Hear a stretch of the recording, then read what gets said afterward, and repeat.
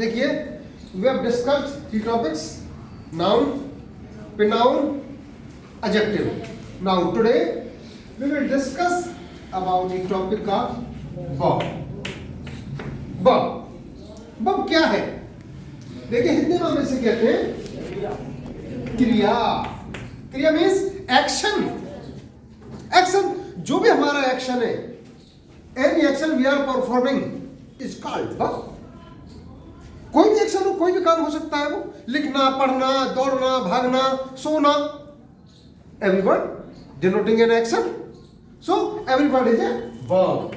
So what may we call it? Verb. What may be the definition of the verb? Verb की definition होगी, it is a word, it is a word which denotes an action. ये verb क्या काम करता है? ये किसी action को डिनोट करता है. जैसे हम कहते हैं for example he is playing. यहां पर एक्शन को क्या डिनोट करता है? Playing. Which action he is doing? He is playing. Playing, ये play word, it shows an action. So this is verb. He reads. Which action is being denoted? Reads. So it is a verb. अब देखिए हमने कई प्रकार की verbs के बारे में पढ़ा है. हमने फाइनाइट वर्ब पढ़े, नॉन फाइनाइट पढ़े, इर्रेगुलर वर्ब पढ़े, इर्रेगुलर वर्ब पढ़े, कई ट्रांजिटिव वर्ब पढ़े, इंट्रांजिटिव वर्ब पढ़े. हमें वर्ब को पहचान तो इससे सकते हैं डेफिनेशन से. जो डेफिनेशन दे चुके हैं, we can identify a verb in any sentence by knowing this definition. But which type of verb we are using, yeah, which type of verb is being used in a sentence, we will classify after knowing the kinds of the verb. तो आज हम थोड़ा discuss करेंगे verbs के प्रकार के बारे में, kinds के बारे में, कौन कौन से इनके kinds हैं और कैसे हम उनको क्लासीफाई कर सकते हैं, कैसे हम उनको आइडेंटिफाई कर सकते हैं. देखिए सबसे पहले मैं बताऊंगा आपको, आपने नाम सुना होगा, दो verbs होते हैं. First transitive verb. Transitive verb, इसको हम हिंदी में कहते हैं सकर्मक क्रिया. सकर्मक क्रिया. और दूसरी होती है हमारे इंट्रांजिटिव वर्ब. इंट्रांजिटिव वर्ब, और इसको हम हिंदी में कहते हैं अकर्मक क्रिया. जैसा कि देखिए एज द नेम शोज, सकर्मक मीन्स विद द कर्म, विद एन ऑब्जेक्ट.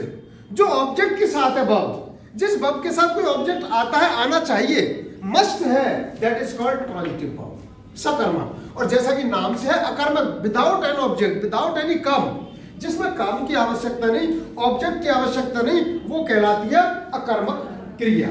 अब हम इन्हें कैसे समझ सकते हैं? जैसे देखिए मैं एग्जांपल देता हूं आपको. Horses eat hay. देखिए दोनों example. My brother works in Calcutta. Now compare these sentences. Horses eat hay. Here action is being denoted by the word eat. So it is a verb, but it has an object. But in the second sentence, action is denoted by the word works. It is a verb, but it doesn't need any object. Why? देखिए, in the first sentence, the verb eat, what it works? क्या करता है ये? यहाँ पर the action denoted by the verb eat passes over from subject to object. ध्यान से सुनिएगा. The action denoted by the verb eat passes over from subject to object. ये जो क्रिया, जो काम किया जा रहा है eat, इसका अफेक्ट यहां से कहां जा रहा है? हॉर्सेस खाते हैं. क्या खाते? एक सवाल उठता है ना, क्या खाते? तो ऑब्जेक्ट एसेंशियल है, ऑब्जेक्ट नेसेसरी है, ऑब्जेक्ट लगाना होगा हमें, तो any verb which require an object called transitive verb. So eat here transitive verb. But you see the second sentence, here the verb works remains with the subject my brother. It remains with the subject my brother and it doesn't passes over from subject to object. It doesn't need any object, so it is called intransitive. क्या कहलाती है ये? intransitive verb कहलाती है. इसको किसी object की आवश्यकता नहीं है. समझे ना? तो देखिए ट्रांजिटिव वर्ब में हमें ऑब्जेक्ट की आवश्यकता होती है और इंट्रांजिटिव वर्ब में हमें ऑब्जेक्ट की आवश्यकता नहीं होती. किसी ने कहा ट्रांजिटिव वर्ब के अगर कोई एग्जांपल दिया, जैसे उसने कहा ही हेल्प्ड द बेगर. अब देखिए यह वर्ब क्या है? Helped. Action is being donated the verb help. So it is a verb and it requires an object. So it is here. Which type of verb here? It is transitive verb. कौन सी verb हुई है? Transitive verb. अब देखिए इसी तरह intransitive हमने कहा, यह देखिए the child is sleeping. Subject क्या है? Child. What is an action? Sleeping and it doesn't require any object. देखते हो काम की कोई आवश्यकता है, काम नहीं है. तो कैसे बात हुई है? It is intransitive verb. Intransitive verb. हमने कहा water boils. Action boils. It is verb, but it doesn't require any object. So it is intransitive verb. हमने कहा birds fly. Subject birds and fly denoting an action, but it doesn't need any object. So it is intransitive verb. So intransitive verb doesn't need any object. But remember,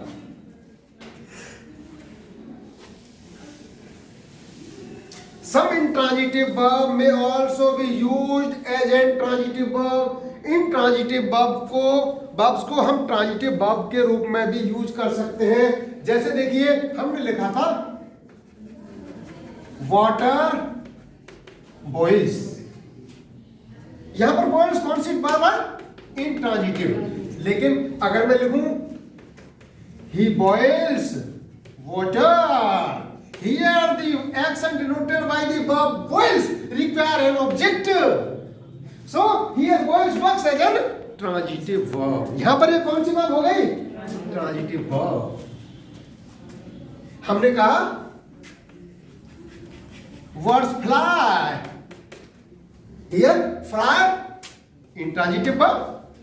But if I say boys fly kites, here the word fly denoted an action require an object. It passes over the affect of the subject to the object. So here fly works as a transitive verb. यहाँ पर ये transitive verb है. तो कोई भी subject, कोई भी verb हम उसको इंट्रांजिटिव वर्ब को कई वर्ब्स ऐसी होती हैं ट्रांजिटिव के रूप में भी हम प्रयोग कर सकते हैं. ऐसे कुछ इंट्रांजिटिव वर्ब भी होती हैं.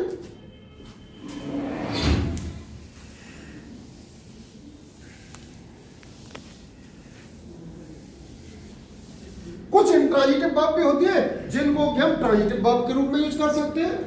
यानी कि एन इंट्रांजिटिव वर्ब में also be used transitively when combined with a preposition. कब combined with a preposition? जब किसी intransitive verb को हम किसी preposition के रूप में preposition से combine कर देते हैं तो वो क्या हो जाती है? transitive हो जाती है. जैसे मैं कहता हूं he laughs, वह हंसता है. ठीक है, सिंपल है. Subject and verb, no need of an object. So it is intransitive verb. Intransitive verb. But if you want to use it transitively, तो हमें क्या करना पड़ेगा? कोई preposition इसके साथ ऐड करना पड़ेगा. With the help of a preposition, we can use an intransitive verb as a transitive verb. देखिए हम लिखते हैं he laughs at the old man. यहां पर यही word laugh is being used as a transitive verb because it requires an object. It passes over the effect of the subject to an object.